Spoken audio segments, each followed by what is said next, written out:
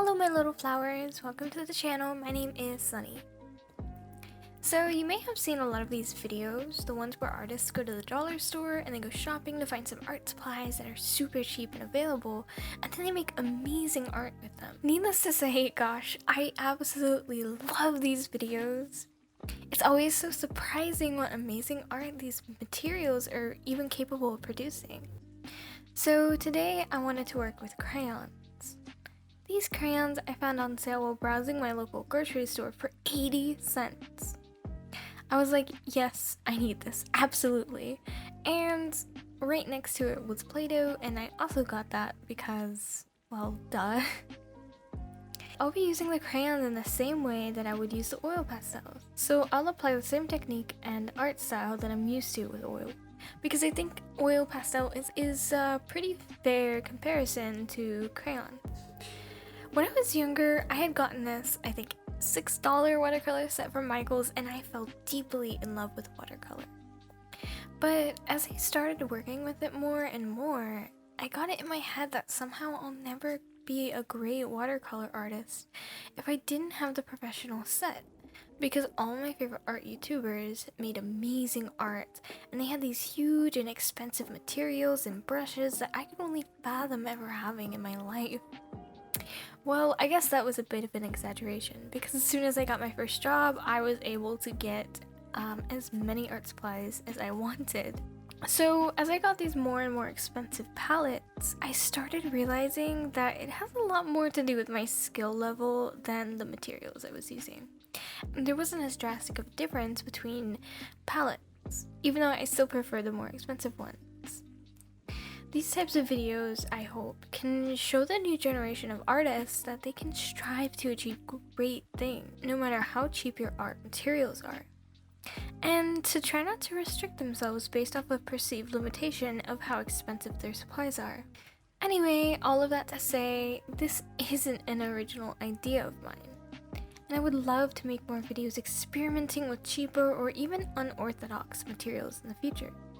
I also want to say that the outcome of your art, as I stated earlier, is not only dependent on your skill level and not too much the price of your materials, but it also depends on what your intentions are. For example, art style. I think these crayons I'll be working with can lend themselves to a wide variety of art styles. Some even easier than with the more professional materials. Okay, so now we're going to move on to the crayon look. So you guys can just sit back, relax, listen to some nice soothing music while I illustrate with you. And then we're going to talk about the outcomes and comparisons after I'm done. With you sitting there behind me, I'll take you to places past several faces, just living life so carefree.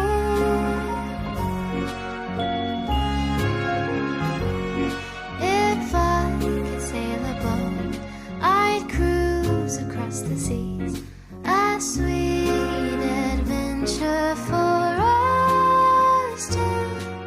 I'll be Jack and you, Rose. Just please don't let me go, 'cause I'd be nothing without you.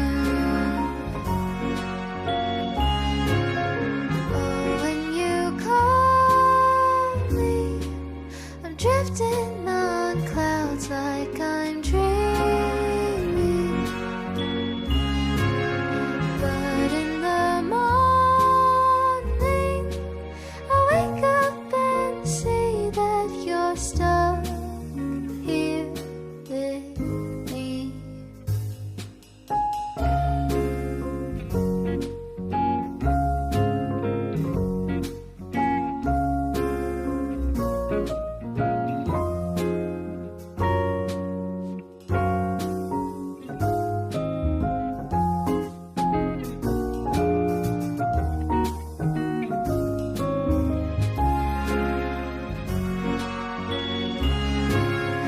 Oh, when you call me, I'm drifting on clouds like I'm dreaming. But in the morning, I wake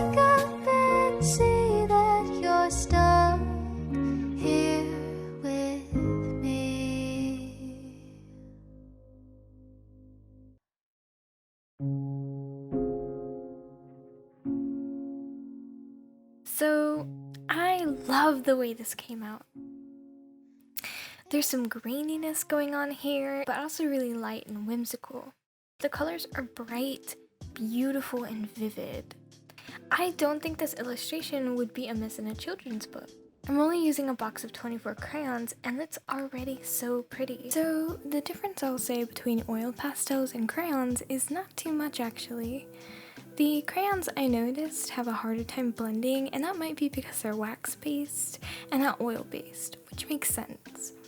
They blend together more than they layer though, and that just gives it a little bit of a limitation. And what I mean by that is, you can't just pop a color on top of another and expect it to take over, like you can with oil pastels. You kind of have to plan for where the lighter colors go, so it's kind of in the same category as watercolor, with the pigments being a little bit translucent.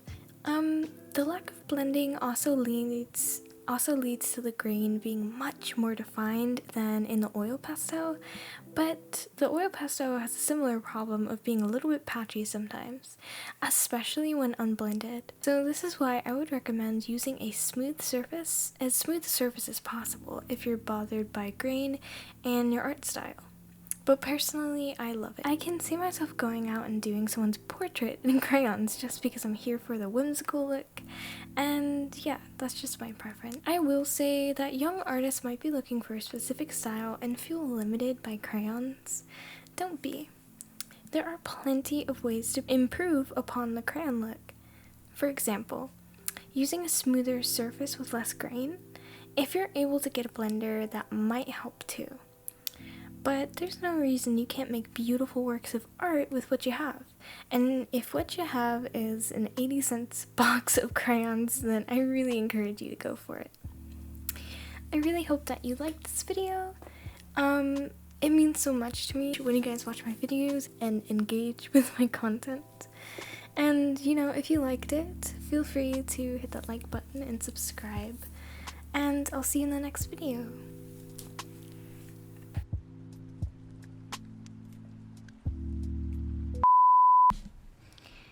Hello, my little flowers. My name is Sunny. Wait. Hello, my little flowers. Welcome to the I can't. Okay.